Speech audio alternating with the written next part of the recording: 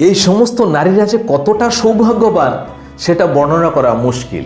শাস্ত্র বলছে এই সমস্ত নারীদের খুশির জন্য মাতা লক্ষ্মী সবসময় তাদের ঘরে নিবাস করে ওই নারীকে খুশ করার জন্য। তাহলে সেই সমস্ত শুভ লক্ষণা নারীগুলো কেমন আপনার কি ধারণা আছে?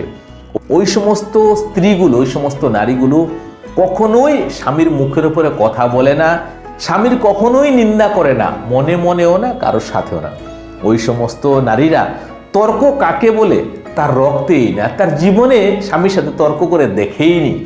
সেই জন্য সে এত সৌভাগ্যবান এবং নিজে সে মনে মনে ভাবে যে আমার কি হেসিয়ত আছে আমার স্বামীর বরাবরই করার, আমার স্বামীর সাথে তর্ক করা আমার কি হেসিয়ত আছে? স্বামী তো আমার পরম গুরু, স্বামী তো আমার ভগবান, স্বামী তো আমার দেবতা, স্বামী ছাড়া তো আমার গতিই নেই, স্বামী তো আমার সর্বে সর্বা। যারা এই সমস্ত কথা চিন্তা করে স্বামী সেবায় তৎপর হয়ে থাকে,